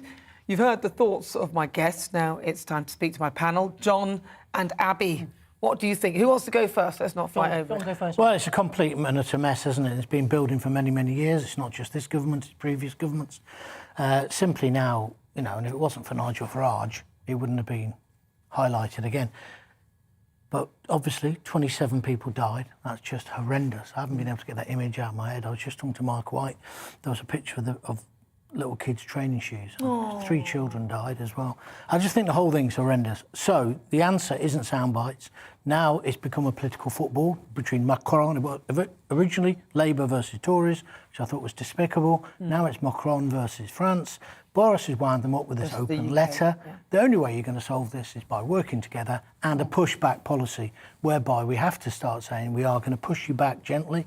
You are going to have to go back to France. France are going to have to accept they're going to have to take some of them, and we're going to have to take more as well. And that's the joined-up thinking that's necessary. And they should all stop messing about, because kids, women and children died. It could be your mum and dad, my mum and dad, and it's just wrong. It's horrendous. I mean, just wrong. But part of her pushback policy was a no rescue policy, so that if Border Force left people, if they were pushed back, then they'd be immune from prosecution. Obviously, that can't be part of it, because people would die. It will have to be done in the right manner. Because what the worry is that people will then jump off the boats and to be rescued to then push back. But if they know that even if they do jump off the boat, they'll be picked up, but they'll be still taken back.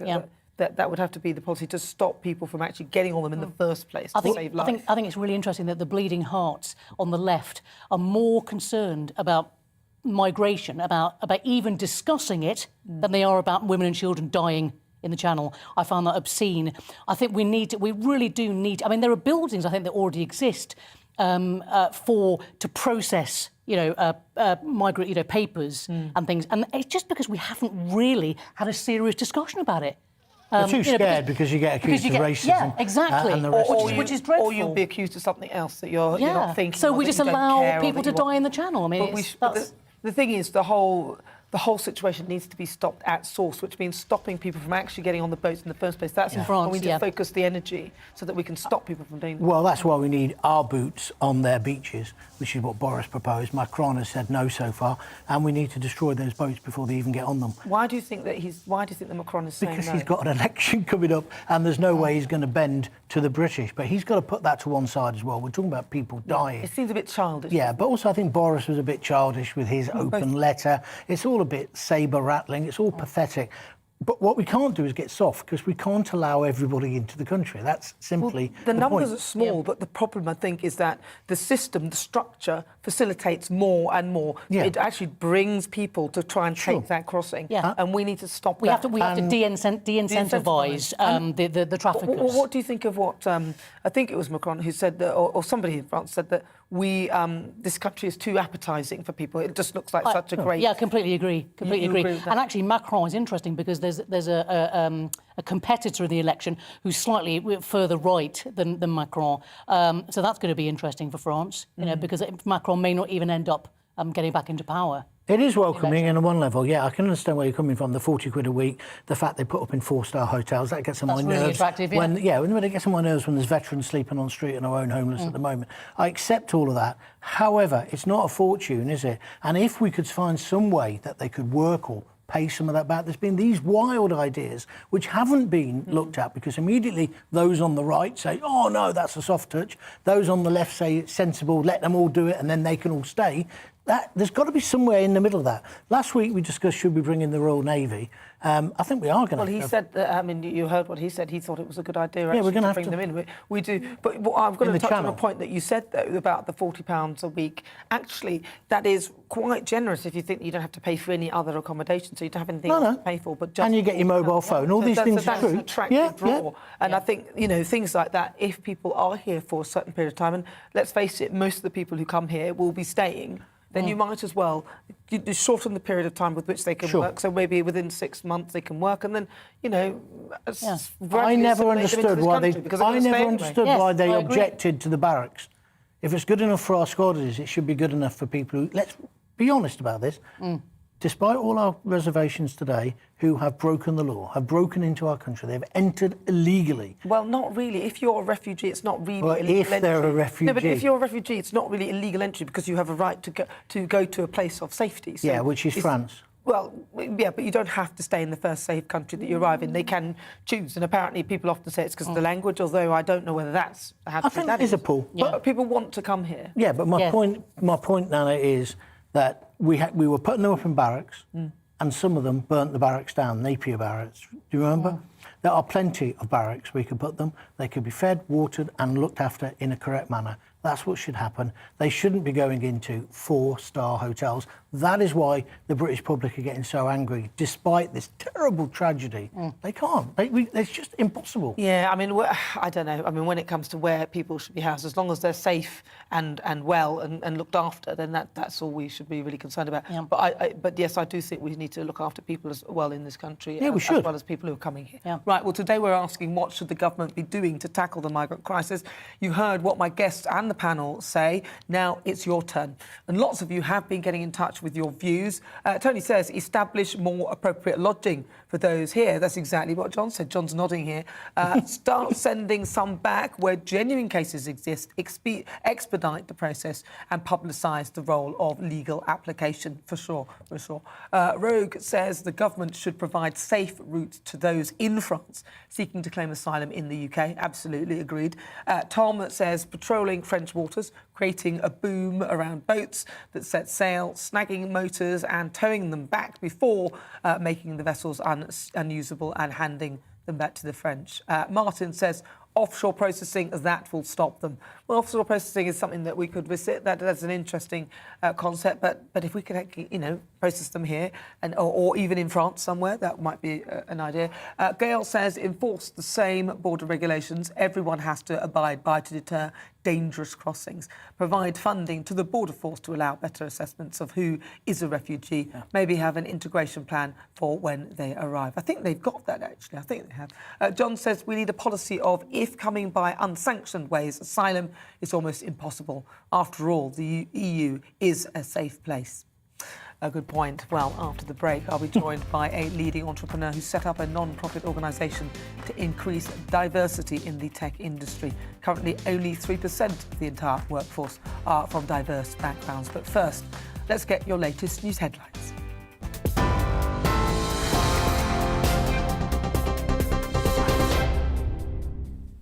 Hello, I'm Karen Roberts. Here are the latest headlines.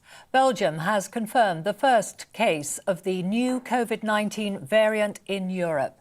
The Health Secretary, Sajid Javid, says the situation is of huge international concern. The UK is imposing strict travel restrictions on 6 African nations following the discovery, with officials saying it's the worst seen so far. No cases of the variant have been found in Britain. Detectives are trawling through CCTV following the fatal stabbing of 12-year-old Ava White in Liverpool. Police say she was involved in an argument which escalated. 4 boys aged between 13 and 15 have been arrested on suspicion of murder. A weapon is yet to be recovered. I therefore declare that Zoe Estelle Appleton Metcalfe is elected as the Police, Fire and Crime Commissioner for the North Yorkshire Police Area. Conservative Zoe Metcalfe has been named the new Police, Fire and Crime Commissioner for North Yorkshire. A by-election was triggered following the resignation of Philip Allott over comments that he made after the murder of Sarah Everard.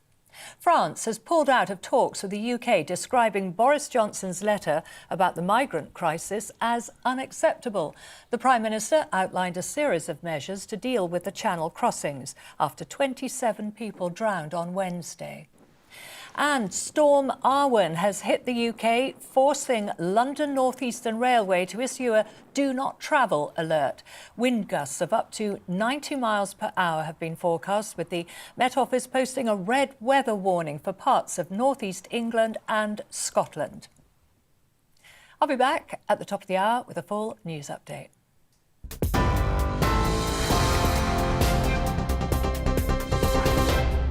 You're watching GB News live across the UK and the world on our digital stream. GB News is Britain's news channel. We are the UK's home of discussion and debate from all perspectives. We are here for you. Don't forget to join our YouTube community by clicking on that subscribe button.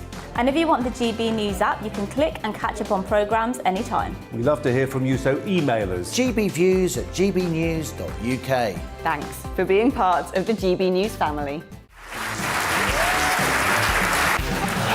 My name is Andrew Doyle. Join me every Sunday evening at 7 p.m. for Free Speech Nation. This is a show where we address current affairs and news stories of the week with the help of 2 wonderful comedian panellists. I brought in comics because I want to give it a lighter edge, and also they work for less. See you there.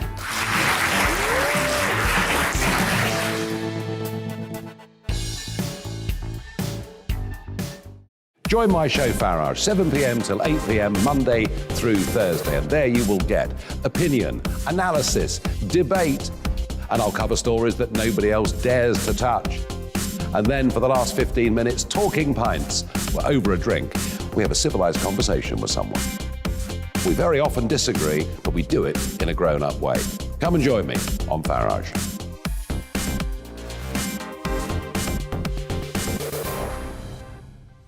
I'm Colin Brazier. I've reported from more than 70 countries around the world, covered wars from Afghanistan to Iraq, from Lebanon to the Balkans. I'm trying to bring that experience, that feel for events, to the studio. And something else, I'm ready to give an opinion. Today's stories with a spark. Brazier from 8 p.m. weekdays on GB News.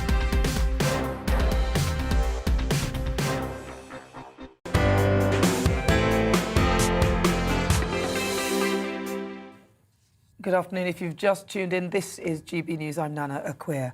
Right, so the results of the North Yorkshire Police Fire and Commissioner and Crime Commissioner by-election are in. Let's go to GB News Yorkshire and Humber reporter Kevin Larkin to get the latest. So, Kevin, who's taken the top spot? Well, Nana, yes, good afternoon. Within the last hour, we have had that result of the North Yorkshire Police, Fire and Crime Commissioner election, and it went to 2 rounds due to the voting system, and in the final round, the Conservative Zoe Metcalfe won with 41,760 votes in total against Labour's Emma Scott-Spivey at 26,895, and this is what Zoe Metcalfe had to say when she won. Once again, North Yorkshire and York have returned a Conservative to this role, and I feel humbled and privileged to stand here as your new Commissioner. I look forward to working hard to deliver on my election pledges and to represent everyone that lives and works here. Thank you.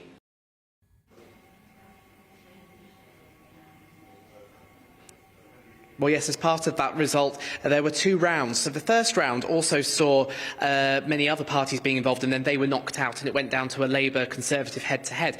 And one of the interesting things as part of that result was the Women's Equality Party getting 1 in 10 of the votes here.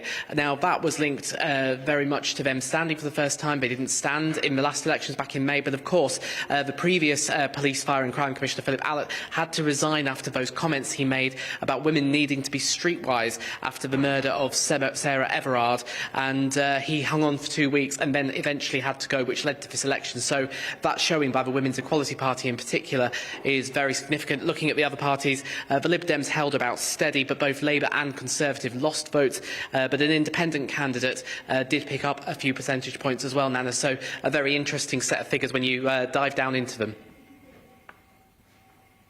Kevin, have you heard from the Labour candidate at all? Well, yes, Emma Scott-Spivey obviously got through to the second round. She did a head-to-head. I understand it was quite close between Labour and the Lib Dems as to whether which one of them would take on the Conservatives. But this is what Labour basically have said. They will hold Zoe Metcalfe to account in her new position, and this is what their candidate Emma Scott-Spivey had to say. Zoe has a big job ahead of her. Tory cuts to the police and fire service have left our communities more vulnerable than ever. And she must not only start to rebuild the front line, but she also has to restore the faith in the position of the Police, Fire and Crime Commissioner. Well, it's been quite a tumultuous time when it comes to the role of North Yorkshire's Police, Fire and Crime Commissioner. Both the previous Conservatives have left under somewhat of a cloud. Most recently with Philip Allott, of course, those comments made after the murder of Sarah Everard. So Zoe Metcalfe has a big job ahead of her to build that trust and restore faith in the role here in North Yorkshire. Back to you, Nana. Right. Well, thank you so much, Kevin. Lovely to talk to you. Right, so interesting news. So we'll be keeping you up to breast with all of that. But now I've got a question for you. No, I haven't really. I'm joking. Listen, stay with us because we've been asking you a question throughout the show. Keep getting in touch at GB News. Now, my next guest was feeling frustrated with being one of the few black individuals in tech. Ex-Googler Ashley Ainsley left his role to create a non-profit organisation that would help increase diversity in industry. Colour in Tech is focused on one mission: to make Europe the most inclusive tech hub in the world. I'm joined in the studio by co-founder of Colour in Tech, Ashley Ainsley. So, firstly, there's a large discrepancy in the diversity in the technology sector. Why is this? I think the reality is, it reflects our society. I think if you look at the FTSE companies, you look at across, politics or whatever industry it is, you see the same faces recycle, really. Ultimately, technology is just a reflection of where we are today. But there's a problem in that. One, obviously, we know that representation is important, to make sure everybody's views, like GBNews, for example, are actually represented. That's an important thing. But more broadly than that, we create bad products, and ultimately that's bad for society. Take Sajid Javid and his announcement on the medical devices the other day. The reality is we don't want black people dying in maternity wards because, they don't have the correct equipment. We don't want elderly people, for example, dying early of COVID because of the colour of their skin. So actually, we need technology to, ultimately reflect the users of that, and therefore we need more people from different backgrounds building it too. So how does your company do that then? So we partner with a lot of the big tech companies. I'm fortunate enough to be able to call the likes of the Googles, the Microsofts, the Facebooks or Meta of this world some of our partners. And ultimately, we run programs to try and help people in our community who are curious and who are interested get a bit closer. It's not an issue of people not knowing who these companies are, but unless historically you used to know someone there, it was incredibly hard to get in. So ultimately, we're trying to change that. It shouldn't be about just who you know. It should be on the merit of, are you good enough to work there, regardless of what university you went to or who's your uncle. So important these days. Now, you left Google, you started this business. How successful has it been so far? It's been going especially well. Obviously, you know, in the last kind of 18 months or so, with the news around Black Lives Matter and everything, you know, suddenly the world's woken up. People realise that actually, you know, there are inequalities and there's more data on that. You know, the reality is, right now, about 3 in 10 of young black graduates are unemployed. That isn't the case for white graduates or Indian graduates, for example. And those inequalities are now becoming more and more obvious. And the reality is, even when you control for what school you went to, where you grew up, you know, your university grade, that's still the case. So ultimately, you know, we are trying to address that, and you know, we work with, you know, some of our partners. We've been quite successful at doing that. We're growing as well, and ultimately, we want that to continue. We're funded by the industry, not necessarily by government or stuff, and that's because ultimately the private sector recognises this needs to work. It wouldn't exist if the private sector didn't think it was a good idea. So that gives me a lot of credibility and hopefully justification for the work that we do. But you're quite successful. You've had a little tech fest recently, but you look so young. How old are you? I'm actually 28. Is so it? yeah, exactly. So it's good. Double his age. Almost double. You don't look it, so that's a good thing. Very good. Good comeback. No, but it's been a good journey, and yeah, I was recognised in full 30 under 30, and you know, for me, that's you know, this is the start of it. But ultimately, you know, I want to make a difference, and you know, why wait to do that? Let's get on with it. So what happens? Do people get in touch with you, your business, and then they say they're looking for work in the tech industry, or do you go to tech companies? So anyone can find us, colourintech.org. You can literally go to the website and register for some of our programmes. You can sign up to our newsletter, and ultimately people can find out about lots of the opportunities that exist in the industry, whether they're ones that we have or ones that some of our partners and people in the community put forward. And our primary thing is our newsletter. So anyone, regardless of where you are, as long as you've got an internet connection, can find us and find out about some of the chances to get into tech. And you focus on ethnic minorities getting in, so yeah, that's really who your audience are. But of course, if people who aren't ethnic minorities, they might get in touch as well. Well, exactly. And the reality is, you know, we exist to obviously support and ultimately create a more inclusive ecosystem. So we're targeting an area which is underserved, and that is ethnic minority groups. But you know, we're not existing to cause further discrimination in our industry. Because that's the concern, isn't it? That these industries, these sort of companies come along, and then you know you're able to say things that other organisations can't say. So you're saying we're looking for black people, whereas you couldn't have the other way around, because people say, hang on a minute, you can't do that. So that's the well, you know, the reality is we're looking for people who are underrepresented, and the reason why I say that, and you know, what if I'm overrepresented? Well, the reality is, if you're overrepresented, you probably have good opportunities and good routes in, so you don't need my help. And, you know, I didn't exist before. There are people doing stuff before me. There's other people that are there to help. I don't have to be everything for everybody. Like, I'm there to support a group of folks who are not getting the same leverage and step up that other people are getting, and there's nothing wrong with that. In the same way that, you know, you go and help somebody if they're in the English Channel and get on the dinghy. Like, so, you know, get off the dinghy and onto the lifeboat, I should say. Yeah. So the reality is, you know, we're there to solve a problem which exists, and there's lots of people who decide to solve a problem too. We're just solving one of them. That's great. Well, Ashley, I wish you all the best with your company. It sounds great. Brilliant. Remind us again where people can get in touch if they want to. So colourintech.org, www.colourintech.org, you can find us as well. Ashley, thank you so much for joining me. That's excellent. That's Ashley Ainsley from Colour in Tech, his business that's been set up to support people who are less represented in the technical industry. Well, now it's time for our quick fire debates, part of the show where we discuss some of the week's standout stories. I've got my buzzer here. You're going to need that. And when I'm going to need it, if it needs to be louder. When I press it, I want silence from the panel. But first up, it's a festive one. A minister for schools has urged teachers to carry on doing nativity plays. Some schools in the UK have cancelled their Christmas plans to avoid passing on coronavirus. So what part did you both play in your school nativities? Abby. Me first. Actually, I can't remember what I played in my primary school nativity, but when I was at drama school, Bristol, we toured the nativity around Bristol, and we had to be up at like 7 a.m. Put it this way, there's quite a lot of drunken angels. Drunken angels. Drunken sinners, angels. Sinners. Go on. What about you, John? Tea towel on the head, the shepherd, of course. But I also, when I was working at the Sun, we did the nativity. I was one of the... No, I was the innkeeper, and there were three wise men were people like Jeremy Clarkson and Jane Moore. Now, this video that was made and then made into Christmas cards for the Sun, the video never saw daylight because I think somebody thought, no, that's just a really bad idea. However, it then was leaked many, many years later, and I can tell you, none of us would have been going to drama school. Oh, very good, very It was appalling. Very good. Absolutely appalling. Well, I can tell you that I played the angel, and that's a shame because I did try and find the picture, which was slightly later to work today because I was looking for it.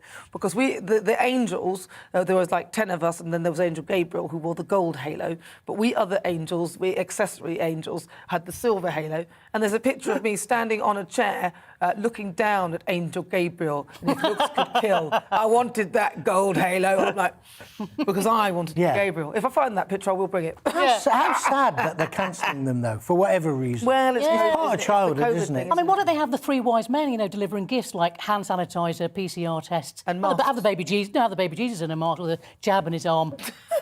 Happy Christmas, everyone. Well, listen, the next one, Hexham in Northumberland has been declared as the happiest place to live in Britain. Now, that is according to the Happy at Home Index, which asked thousands of Brits how they felt about where they live. So, where's your happy place, John? Sounds a bit naughty. It's here with you two at 4 o'clock. I don't think so. On a Friday. That wasn't his happy I've never place been at all. happier. No, he was miserable. I'm just joking. I haven't really got one. I mean, I like Cornwall an awful lot, and I like the Kingdom of Fife in Scotland. I think it's a very underrated area to go. And I like Orkney as well. So I like those places. That's OK. That's quite a sensible answer from you. I'm not going to ask. My happy place is Durham, where I lived with my late husband, who was from Newcastle, and my lovely late husband, Terence. So I always get a warm... Anywhere in the northeast, I'm like, I feel... Because he's buried up there. So I feel very, very close to him. That's my nice place. area. And it's, well, my happy place, where would it be? In my house, on the weekends when I don't have my kids. You win. You win. It's a weekend off, yes. It's my off weekend. You just buzzed Ashley's still in yourself. the corner. I want to find out about Ashley and his happy place, because I asked him as well. Yeah. Go on, then. Ashley. No. Anywhere with a beach. Anywhere with a beach, he Sun, says. sea, sand is all I need. Sun, sea, sand is all Good he needs, he answer. says. No, right, let's see. Right, let's see, what else have we got? A Norwegian Christmas advert has been praised for its different take on Santa. I hate it. Let's take a look.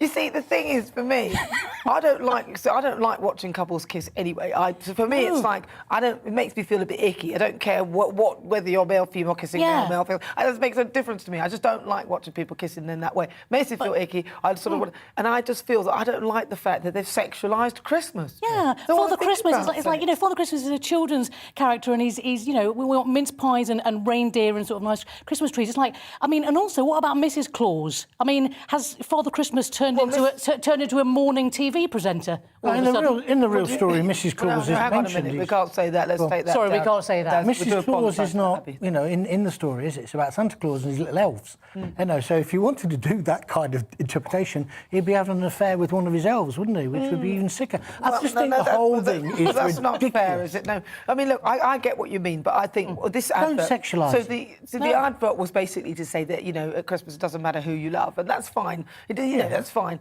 We all accept that message, and that's a wonderful message. If I see two people that love each other, irrespective of what gender they are, I'm just happy. It's a lovely feeling to see.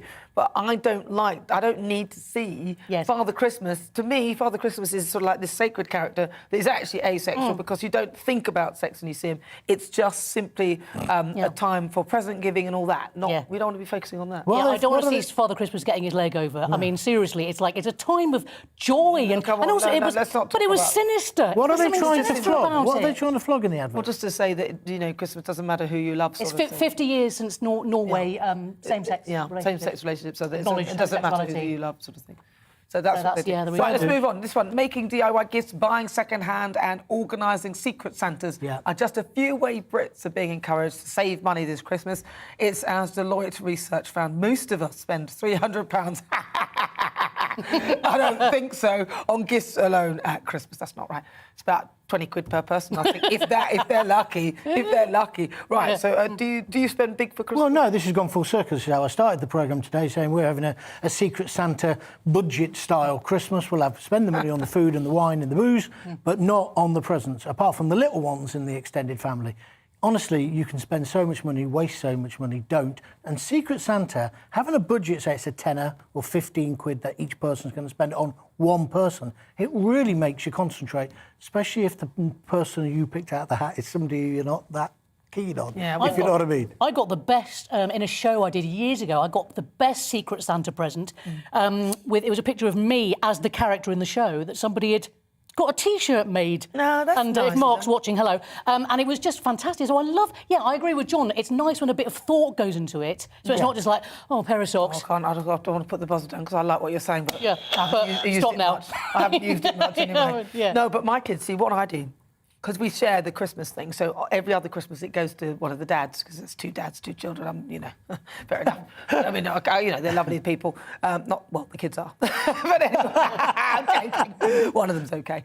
But no, seriously. So what happens is on the Christmas where I don't have the kids, they go off, and so I don't buy anything. I wait till the sales, then I buy something in the sales because they don't even know there's nothing under the tree. I can just wrap up some boxes with nothing in them, and then when they come back, I've bought them from the sales. So mean. Bah humbug. I pressed the buzzer on myself. Right, so on today's show, we've been asking, is it time for the UK to reintroduce mandatory COVID measures? And according to our Twitter poll, 13% of you say yes, only 13%. 87% of you say no. Thank you so much to my fabulous panel, John Gaunt and Abby Roberts, for joining me today. And thank you at home for your company. It's been an absolute pleasure as ever. I'll be back tomorrow at 4. But first, here's your weather. Enjoy. It's time to remind ourselves there's always another winter. Canary Islands sponsors the weather. Hello, Storm Arwen has arrived and it's prompted a rare Met Office red weather warning. The strongest winds likely across the eastern coastal strip of Scotland and northeast England. The storm itself is heading south through the North Sea, but it's as these isobars really pinch together through the late afternoon and into this evening that we're going to see those strong, damaging winds. But everywhere across the UK we'll see those winds picking up, and there are multiple warnings in place. That red warning, though, first of all, particularly severe across the eastern coastal strip of Scotland and northeast England. Gusts of 90 miles an hour likely to cause damage, very dangerous waves. 2 amber warnings in place as well, a widespread yellow warning, and there are also a few snow warnings down the spine of the country. That's an extra hazard. See the Met Office website for details of all those warnings. Let's run through the weather then, because we will see wet weather across the northeast, as well as those potentially damaging gusts of wind sinking southwards, and this mixture of rain, sleet and snow mostly over the hills, but pushing south across England during the early hours, turning a bit drier across the west, and it's going to be a cold night, particularly if you're out in that wind, which will strengthen further. The warnings remain in place into tomorrow, and there's the likelihood of further wintry showers coming in across eastern parts of England, turning more to rain as the day goes on, but still bitterly cold. The winds only slowly easing, still the potential for some disruption during Saturday. And look at the temperatures. 3 to 5 degrees, add on that wind, well, it will feel sub-zero in places. It's going to get sub-zero pretty quickly on Saturday evening under largely clear skies as the winds continue to ease. Still some wintry showers across parts of eastern England. Could be a covering of snow in places. They steadily fade during Sunday, but it will be a very cold start.